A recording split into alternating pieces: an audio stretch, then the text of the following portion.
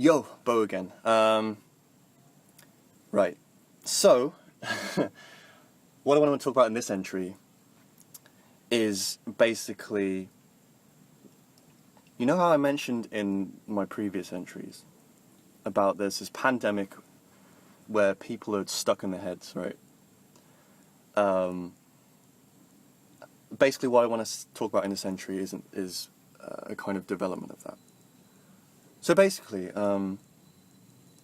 I kind of berated, I made it seem as though, my previous videos have make it seem as though like logic is not the answer kind of thing. Like I'm kind of berating logic.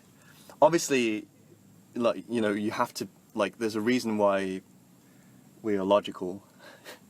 I'm not trying to say that being too logical, being really logical is a bad thing. I just wanted to point out that, there's more to logic. There's more than logic that we need to focus on in life. And basically,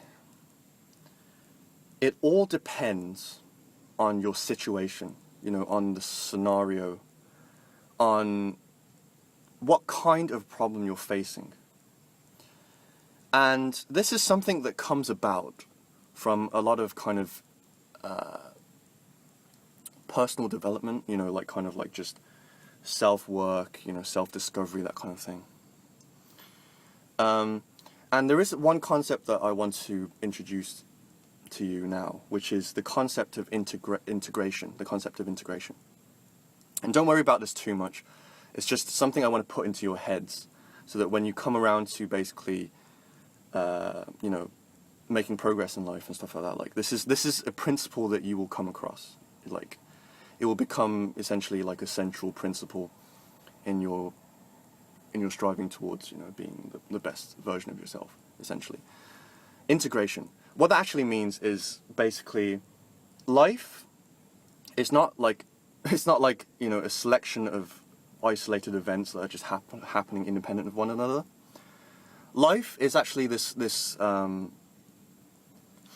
mixture, this blend of actions, seemingly isolated actions and events that are all interdependent. They talk to each other.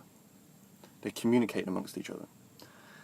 And what this translates to is when you're trying to basically improve your life, that process is what I like to refer to as an integrated process.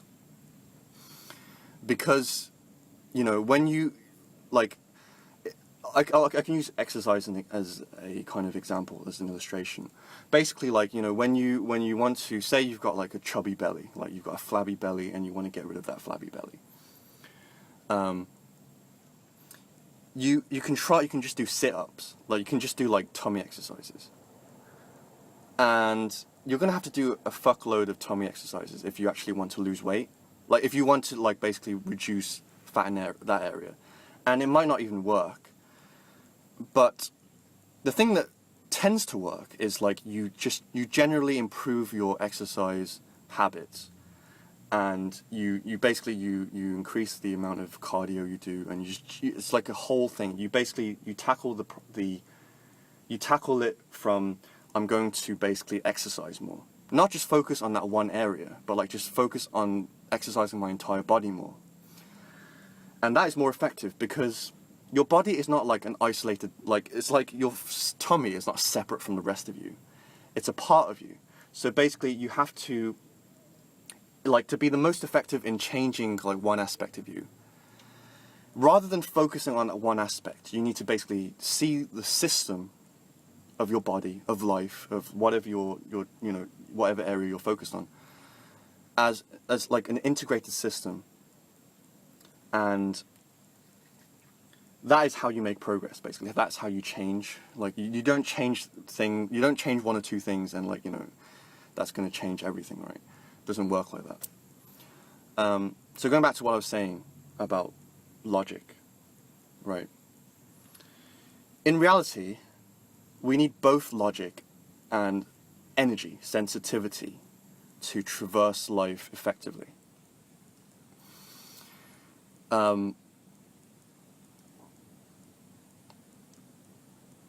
the process of becoming more sensitive,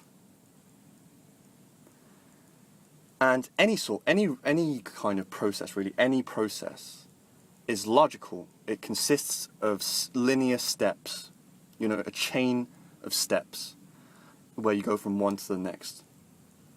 And it doesn't involve your feelings, really. But becoming more sensitive means you become more sensitive, right? So what I'm trying to say here is that I'm telling you, my general kind of principle is like to be sensitive to energy. But to become more sensitive in energy, you have to also employ your logical thinking, right? If you're trying to change a habit, if you're trying to basically pinpoint, a problem area, or like an emotional state, that requires observation, that requires objective analysis. So basically, you feel the thing.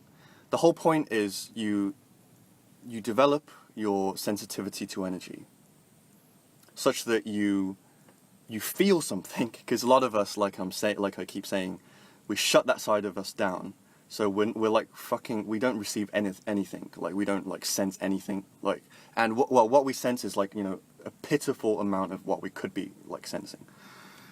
But once we amp up our sensitivity, once we're open to that energy, the flow of energy, we then need to take that idea, that concept, or like the kind of dispensation of that energy, whether it be, like a negative emotion, whether it be like, feelings of attraction, anything like that, inspiration, we take that and we might want to reproduce it, or we might want to just understand it better. We have to employ our logical faculties to understand and categorize and systemize, facilitate, essentially, that problem. There's that understanding and things like that. But there's a quote, I forget who said it, but basically, like the mind is a brilliant servant but a terrible master.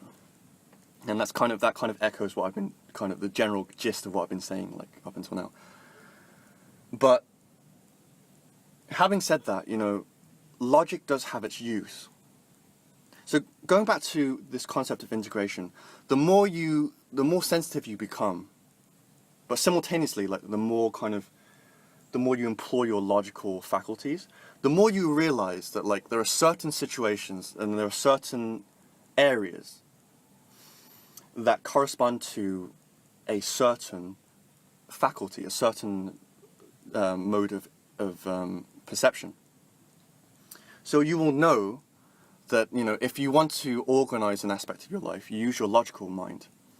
If you want to be more social, or you want to connect more with someone that you love, it's an energetic thing. So you look to your sensitivity, you look to your emotional sensitivity, right?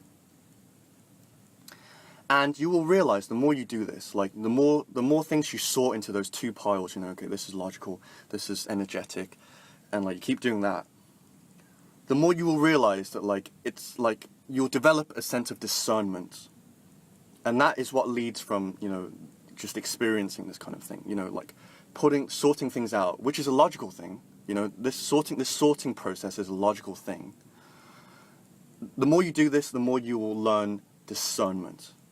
So your thinking it becomes less black and white, because a lot of the time, the reason we have so many problems in society and individually is because we have a shitty kind of perception of how, like, we have a shitty kind of guidance system that isn't telling us, like, accurately how to tackle problems, because we, like, typically, like, the average person, like, either they're really, like, logical or they're really emotional, right? So, like, the super logical person tackles all problems logically, like, even the ones that involve, like, other people and, like, energy and stuff like that. The things that require, like, sensitivity and stuff like that. And the super emotional person tackles everything emotionally. and then the two squabble because it's like, you know, you're not handling this area of your life, you know, like properly, and it's like, well, like you too, like, you know, you have like the same thing, right? Yeah, so discernment is what you need to develop. You need to realize that certain problems, certain areas require different approaches. You know, you can't attack every problem with the same set of tools. You need to know which tools are useful to fix which area, you know, of whatever thing you're trying to build or to fix, right? So, yeah. So basically, what I'm saying is, yeah, you know, be a resourceful person. Be able to discern. Develop both sides of you, you know, your logical side and your emotional, energetic side. And know when to use each side appropriately, you know, okay. So, cool. Hopefully that was helpful. And catch you next time.